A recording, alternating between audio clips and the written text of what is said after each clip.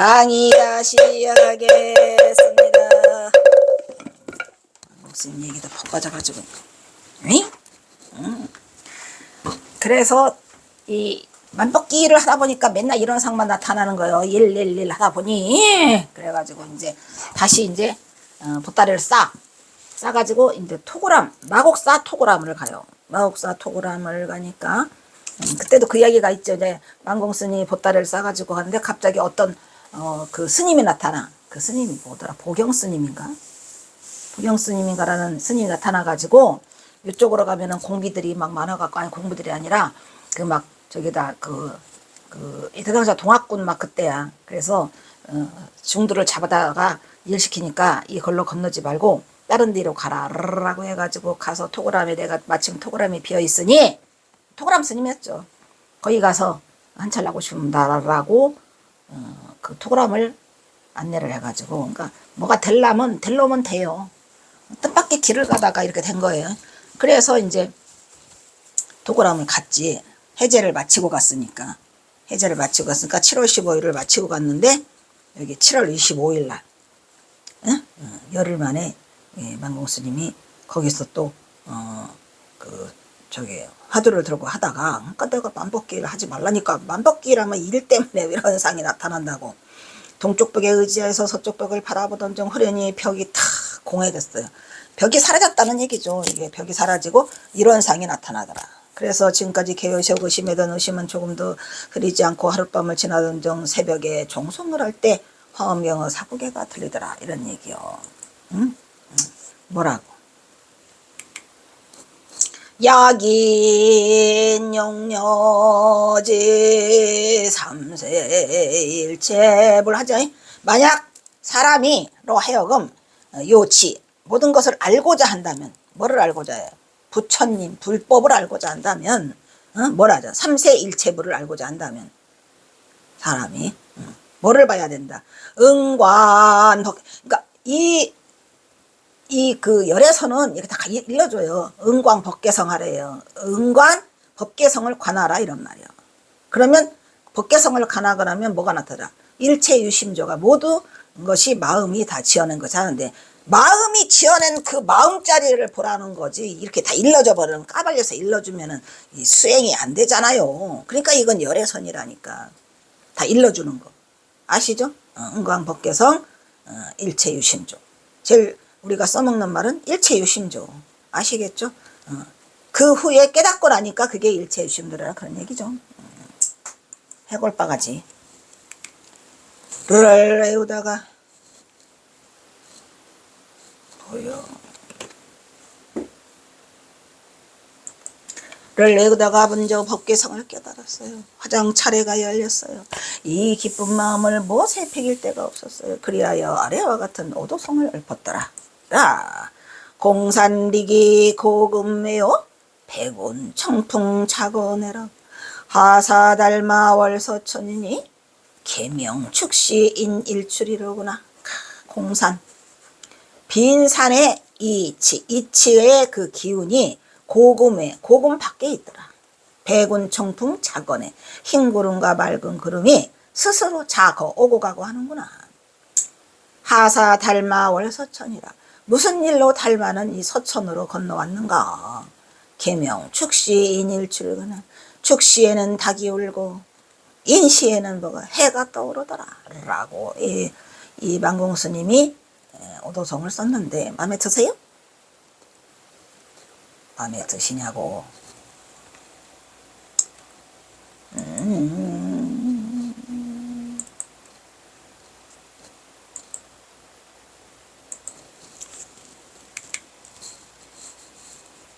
공산 대기 고금해요 백운 청풍 자거래로구나. 하사달을 얼마찰 달마 월서천 계명축시 인일출. 를 외웠다. 새벽 종소리가 울리는 가운데 문득 일자 하나 풀려갖고 되나? 모함법이 일 법계성적이 하나의 성품으로 나왔음을 알았더라. 일이라고 하는 건 여기서는 하나의 성품이 아니고 모든 성품을 말하는 거야. 일증 일체 다즈계. 그래서 일은 전체를 말한다 했죠. 그리고는 그토록 붙잡고 있던 답답한 하도가 뚫린 것이었다. 그리고는 만공은 자부심을 나갔고 자신이 터득한 이상한 경계를 주위의 스님들에게 이 경기를 말하면 안 된다니까. 깨친 자는 뭐다? 깨친 자는 말이 없어야 돼요. 들 깨쳐가지고 이질한 거야. 에이? 말하고 함께 공부하기를 권했으나 만객의 경계를 알지 못한 대중들은 멀쩡한 사람이 갑자기 정신이 어떻게 되었다면서 비웃었더라, 이런 얘기야. 자신의 화다가 다파된 것으로 한 만공은 그 뒤로는 누구를 만나든지 만나는 사람마다 붙들고 이럴 필요 없다니까. 경호스님은 한마디도 하지 않았어요. 내가 깨쳤다라는 말 누구한테 절대 하지 않지요. 어? 아이 만공이 사람아, 법문은 술김에나 하는 거라니까 묻으려고 쓰잘데기 없이 해 라고 해야지. 이렇게 만나는 사람마다 붙잡고 얘기하면 아니라니까. 나에게 희유한 일 아니야. 리스니 나와 함께 공부하며 어떠냐고 하나의 딸이 들떨어졌죠. 사람들은 스님의 경계를 알지 못하고 모두 이르기를 어째서 어제 저녁까지 멀쩡하던 사람이 밤새 저렇게 미쳤노라고 비웃기만 하므로, 그러니까 일단의 경계를 본 거예요. 경계. 근데 이 경계를 보는 사람들이 있더라니까. 내가 사실은 나도 해암 스님을 만나게 된 그 이유가 그거였거든요. 이런 곳에 더 이상 머물 수 없다고 걸망을 짊어지고 지리산 청학동으로 또 떠났대요. 나중에 이제 청학동에 갔다가 이제 결국은 토굴함에 와서 이제 있다가 경호 스님한테 단단히 걸리죠. 저도 해암 스님 만나게 된 계기가 그 설날 아침에요. 설날 아침에 그 엄마가 뭐 좀 갖다 주라고 그 스님한테, 주지 스님한테. 그래서 그거 가지고 갔다가 텐마루에서 기다리고 있는데 바깥에서 앉아 있는데 안에서 내용이 들려. 어떤 스님이 제가 경계를 깨달았다. 막 뭐 벽이 다 이렇게 다 보이고 투명하게 보이고 사람들이 걸어가는 것도 보이고 무시 어쩌고 저쩌고 완전히 제가 다른 세계를 깨달은 것 같다. 그러니까 뭔 개소리. 너 해암 스님한테 가. 어잉?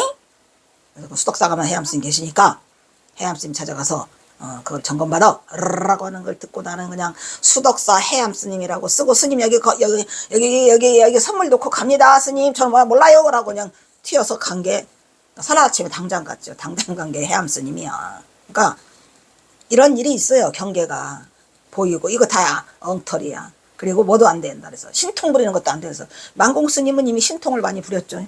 그래서 신통 부리지 말라 혼돈났죠. 에휴, 그래가지고 이제 뭐야, 만공이 깨쳤어? 못 깨쳤다니까, 덜 깨쳤다니까. 깨친 자는 말이 없더라. 그래서 부처님도 깨치고 잔월 효성을 보고 깨치신 다음에 말하셨어요? 말씀 안 하시죠. 그냥 앉아 계셔요. 그냥 이 세상을 그냥 뜰까 말까 하는데, 그때 여기 중생들 너무나 희찔해서 알아듣지를 못할 거예요. 내가 깨달은 경계라고 하고 있는데 그때 재석천왕이 나타나서 부처님이시여 그러시면 안 되옵니다. 여기는 그래도 꽤 근기가 높은 것들이 있어요. 있어요? 높은 것들이 좀 있으니까 저 핫질만 보지 마시고 높은 것들도 있으니까 이거를 일러줘야 뭔가 우리가 깨치지. 부처님만 혼자 똥 가가지고 뭐 하겠습니까? 가시지 마시옵소서라고 붙잡아가지고 부처님이 마음을 돌리고 그때부터 법문을 시작하신 거죠. 그래서 저벅저벅 가니까 부처님이랑 같이 공부했던 교진여등 오비구들이 저거 뭐 온다? 그거 한 거 뭐지? 법을 파괴자. 저 파괴자가 온다. 저 인간한테 인사하지 마. 절대로 인사하지 말으라고 다 이러고 앉아 있는데 부처님이 다가오니까 점점 일어나. 나도 모르겠어. 그냥 일어나야 돼. 그래가지고 부처님이 뒤에서 그냥 후광이 번쩍번쩍. 아이고 부처님 이래가지고 같이 공부했던 교진이랑 5명이 첫 번째 제자가 되는 거죠. 그래가지고 부처님이 49년간 설법을 하시는데 그냥 하루도 안 빼놓고 돌아다니시다가 8만 대장경을 쏟아 놓으시고 열반하시면서 뭐라 그래? 나는 한 글자도 설한 바가 없느니라. 뭔 소리예요 부처님 이랬는데, 사실 내가 말했잖아요. 나도 그런 생각이 드는 게 1500 몇십 강 무슨 몇천 강을 했는데 이거 딱 끝나고 나가잖아요. 몰라, 아무것도 없어. 그냥 머리가 텅 비어가지고 했는지 안 했는지도 몰라. 뭐 했지? 이런다니까. 그러니까 그 부처님 말씀은 옳은 것 같아요. 그게 왜 그런가 했더니 여기다가 책을 안 두고 있어요. 그냥 하면 끝이야 나는. 그래서 그러한 경계를 부처님이 보이셔서 말씀을 하신 게 열애선. 49년간이나 설하셨다니까. 그리고 그보다 더 센 건 선. 간화선. 그래서 간화선이 됐어다가 조사선. 뭐냐? 조사선, 진기조사설 몰라?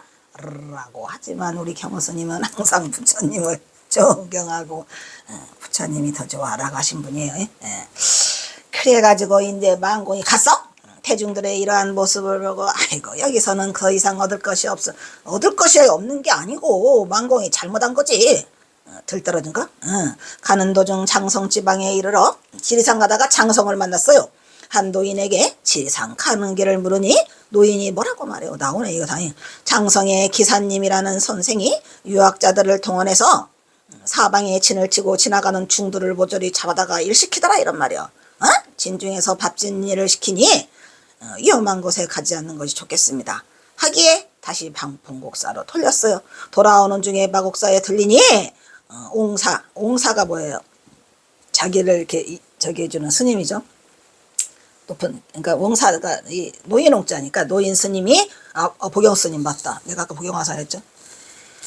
나도 내가 써놓고도 뭘 써놨는지 몰라요. 묻지 마세요. 보경화상이 이르기를 내가 조그만 이게 다 인연이라니까. 그냥 어디 지리산 청학동 가다가 장성에서 누구를 만나가지고 다시 와서 본곡사로 가다가 마곡사를 들린 거야.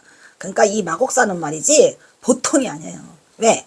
경허스님이 형 태허스님이 이미 출가했죠. 경허스님이 가장 제일 많이 가본 절이 어딜까요? 마곡사라니까요. 마곡사를 수도 없이 가세요. 인연이 있는 것이. 그러니까 저도 이 인연이 있는 게 뭐냐. 우리 집이 다 마곡사가 원찰이야. 응? 우리 외할아버지가 마곡사 주지했다고. 이름은 안 일러줄 거야. 성씨야 어쩔래. 이게 그냥 되는 게 아니고 다 찌들찌들하게 이어져 있어. 이게 뭐야 이게 이어져 있어서 이게 뭐야 그물처럼 이어져 있어서 꼼짝 못하네. 내가 56세에 동대는 내가 그래 이 고생 개고생 생고생이 말도 못하는 고생을 늙을 말년에 하고 있다니까. 아주 미쳐. 아주 속상해. 속상해. 괴롭다. 그래서 드디어 갔는데 이 스님이 옹사께서 보강 아니 뭔 스님이었어? 보경당 좋아해? 그래서 내가 조그만 토구를 하나 만들었으니 그러니까 이 보경 스님이 토구를 만들어. 이름이 토구라며 지금도 있어? 지금도 있어. 거기서 공부하는 것이 어때요? 이래저래 돌아다니지 말고. 왜냐면 지금 만공 스님은 해제를 맞추고 이리저리 떠돌고 있는 거예요. 하기에 만공이 그 토굴에 가본 즉 마음에 쏙 들어? 그래서 거기다가 파전을 읽고, 파전은 뭐야? 이제 거기서 이제 이 파전 말고 밭을 읽어가지고 먹고 살될 거 아니야. 읽고 연명하며 지냈다. 그게 바로 토굴암이더라. 근데 토굴암에서 조금 가면 그 옆에 뭐가 있더라? 만공 스님의 스승 태어 스님이 계시던 그게 있다고. 그러니까 거기서 거기요 전부 다. 그러니까 다 인연 따라 사는 거죠. 대원암이 있는데 대원암은 가니까 부셔졌더라. 토굴암은 살아있더라. 그곳을 떠나 공주 마곡사 근처에 있는 작은 토굴에 머물렀던 것이다. 만공은 천정사에서 본곡사를 떠나 마곡사의 보경화상의 토굴에서 정진을 계속하였는데 이때까지도 못 깨쳤어요. 천장암을 도망치듯 떠난 다음 몇 해를 보냈죠.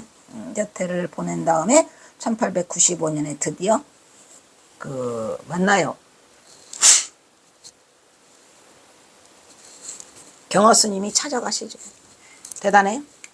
대단해.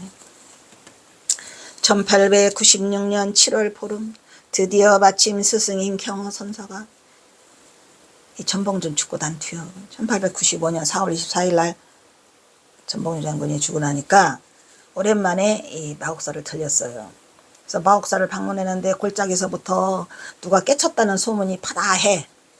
이거 들어보니 이거 만공이구만 이 인간. 그래서 도굴서 3년째 되던 스님 나이 26살 때였더란 말이야. 이게 누구? 만공 스님. 그러니까 만공 스님이 3년째 이걸 하고 있었죠. 병신년 7월 보름날 경허 스님이 왕림을 하심에 화상을 배웠고 지금까지 공부해온 것을 낱낱이 고백하게 되었습니다. 경허가 마곡사에 도착하니 이미 토굴암에 누가 견성했다는 소문이 파닥파닥 산중에 자자자자자 했어요. 경허는 순간 그가 만공임을 직감했더라. 경허가 오랜만에 송림습기를 따라 산행을 마치고 손님 수비 엄청 많죠. 마곡사가. 산행을 마치고 도착한 그곳이 천년고찰 마곡사. 마곡사 참 좋아요. 신라 선덕여왕 9년에 자장율사가 세웠다는 설과 신라의 승려 무선이 당나라에서 돌아와 세웠다는 두 가지 설이 있었으니 그거나 절은 전체적으로 경내 중심을 두는 희지천을 사이에 두고 남원과 북원으로 나누어서 당우를 배치해서 두 개나 있어요.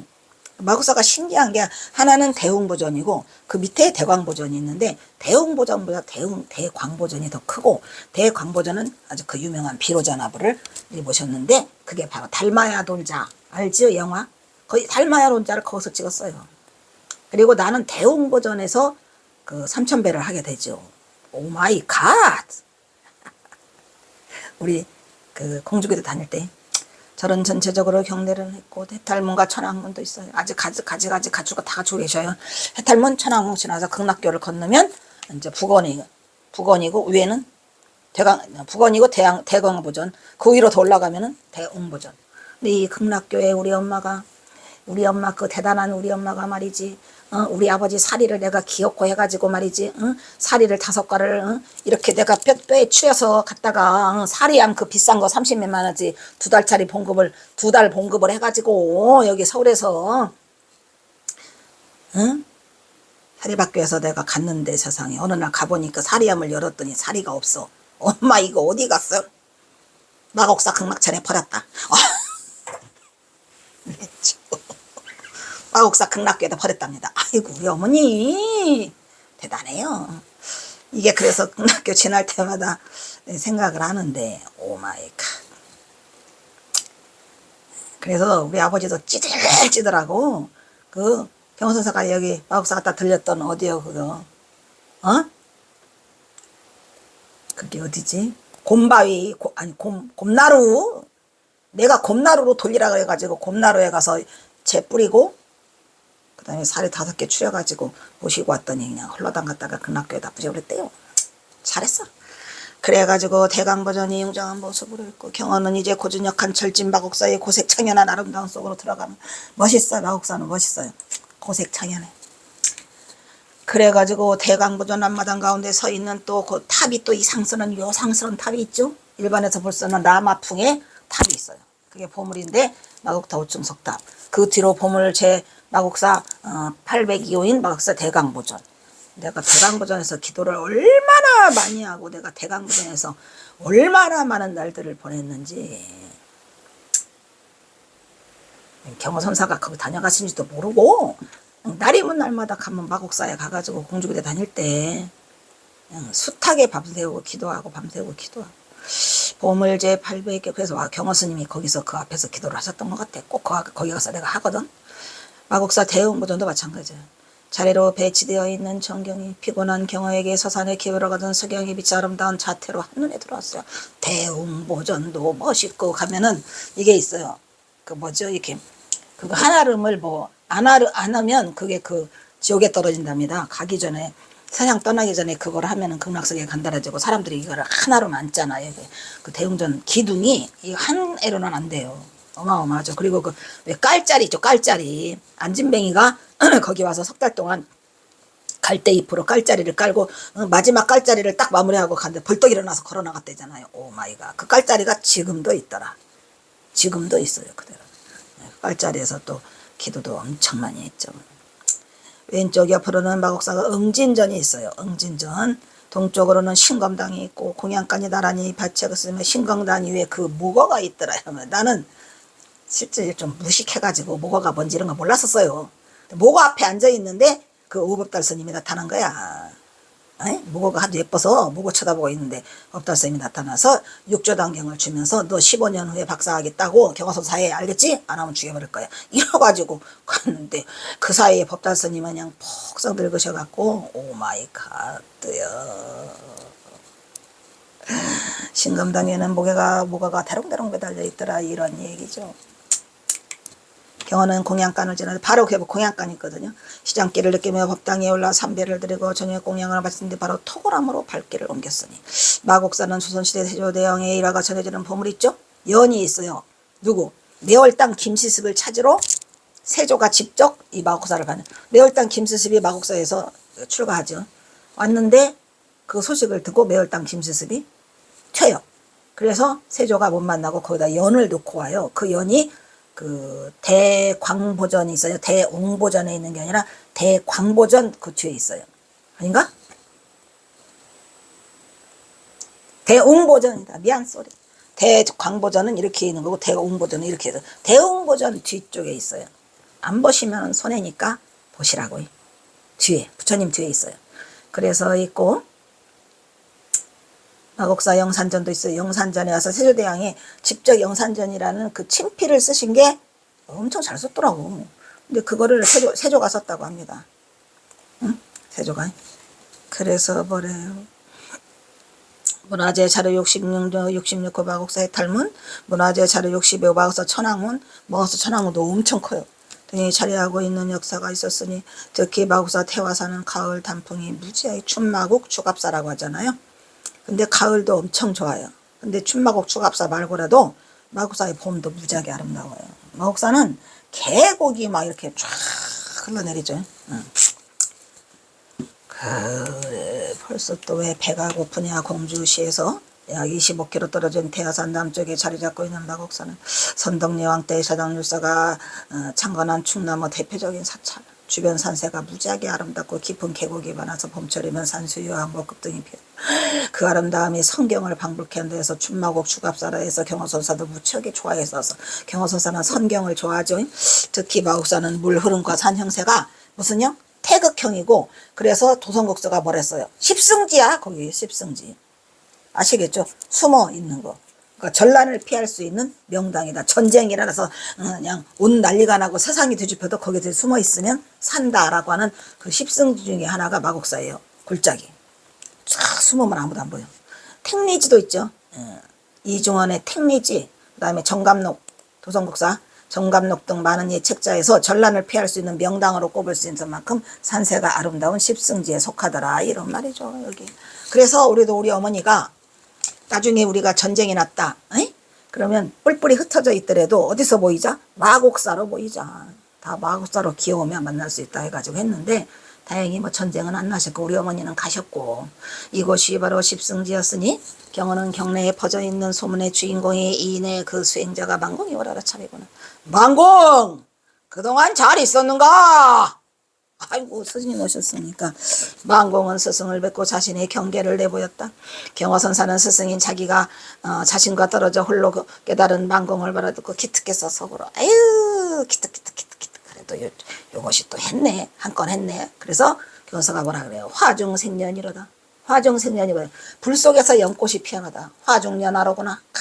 대단하구나 라고 했고 불 속에서 피어난 연꽃이로다. 보통의 일에 있어서는 있을 수 없는 대단한 희유한 일이로다 라고 감탄을 했더라. 좀 이따 깨져? 왕창 깨져요. 왕창 깨져.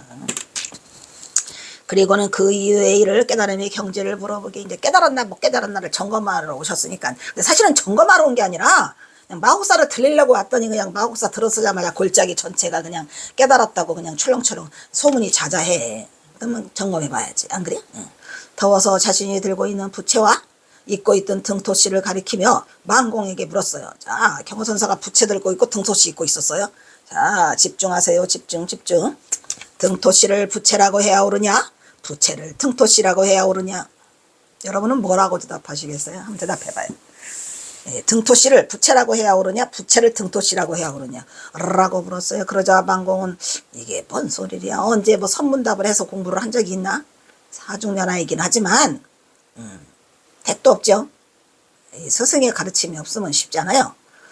그래서 뭐라고 답해? 등토씨를 부채라 해도 옳고 부채를 등토씨라고 해도 옳습니다. 땡! 최소한 뭐라고 해야 이 말이 진행될까요? 그래도 그냥 한마디 어찌 신새벽에 하니까 등토씨를 부채라고 해도 옳지 않고라고 해야 돼요. 옳지 않고. 부채를 등토씨라고 해도 옳지 않습니다. 그럼 뭐야 해야 옳으냐라고 답이 나가야 될 거 아니에요. 이미 옳습니다라고 해버려가지고 경호선사가 다음 말을 잊지 못해요. 뭔 말인지 아시겠어요? 지난번에도 경호선사가 법문을 하셨잖아요. 옳지 않다고 해야 그나마라도 서로 뜻이 통한다고 했잖아요. 그런데 그것은 미친 생각이라 삼생육겁을 면하지 못한다라고 했어야 했어요. 미친 소견이라. 괜히 일러줬나? 괜히 일러줬나? 하여튼 옳지 않고라고 해야 돼. 일단은 왜 옳지 않고라고 해야 되는 거는 본인들이 생각을 해보세요. 옳다 옳지 않다 뭐시오? 왜 그럴까요? 또 일러줘? 하나 더? 일러주기 싫은데. 요것만 경화스님이 어떤 질문을 했는가를 보세요. 경화스님이 어떤 질문을 했죠? 우리는 뭐를 깨트려야 돼요?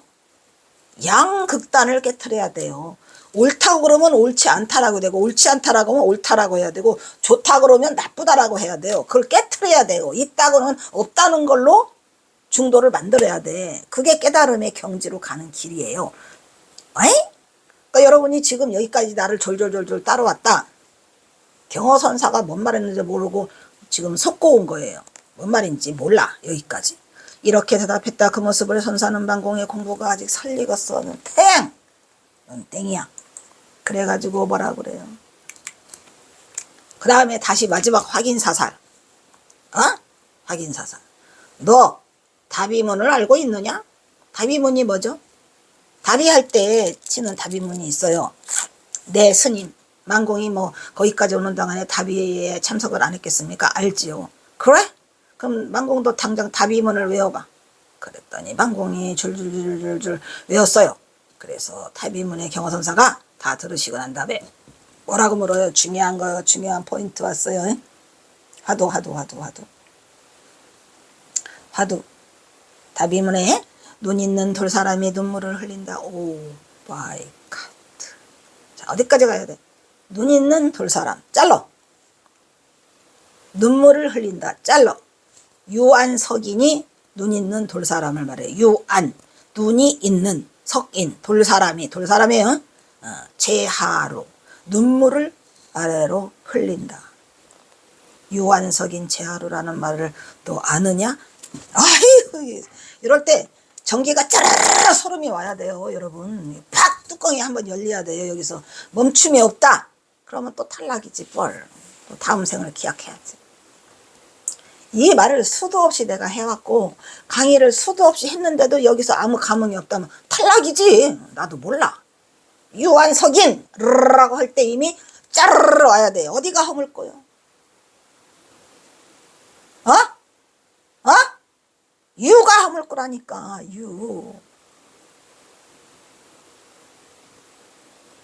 유가 허물고라. 제하로가 딸려들었어요. 유한석인을 치기 위해서 제하로가 왔단 말이야. 그러니까 이 경허선사가 지금 주는 화두는 완벽해. 근데 만공스님은 이거를 대답을 못해. 너 유한석인 절에가 뭔 줄 알아? 만공이 대답을 못하다 눈 있는 돌사람이 눈물을 흘린다는 것도 모르면서 눈 있는 돌사람이 눈물을 흘릴까요? 안 흘릴까요? 흘릴까요? 안 흘릴까요? 흘릴까요? 안 흘릴까요? 한 번에! 어찌 토씨를 등토씨라 부채라 하고 부채를 토씨라고 하는 도리를 네가 알겠느냐? 유한석인도 모르면서 등토씨와 부채! 에이? 부채 어디 갔어? 응? 아무거나 해. 그냥 있는 거 가지고. 나도 그냥 할래. 이것을 북채라고 해야 오르냐? 이것을 선풍기라고? 아니, 이것을 선풍기라고 해야 오르냐? 이것을 북채라고 해야 오르냐?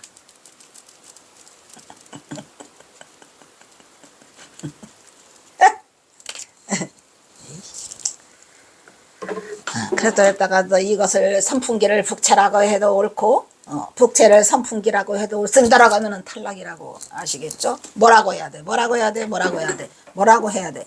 한번 해보세요. 내가 다 가르쳐 드렸잖아요. 몰라. 그래서 어찌 토시를 부채라고 부채를 토시라고 온 돈을 너는 아느냐? 이제 만법길 일기하처의 화두는 더 이상은 너는 저한테 탈락이야. 내가 말했잖아요. 혼날 줄 알았지. 만법길 일기하처는 안 된다니까. 만법과 일기가 있으니 어떡하냐고. 조주 스님의 무자 화두를 들거라. 그래서 이제 무자 화두가 나오기 시작하는 거예요. 무자 화두가 최고야? 왜?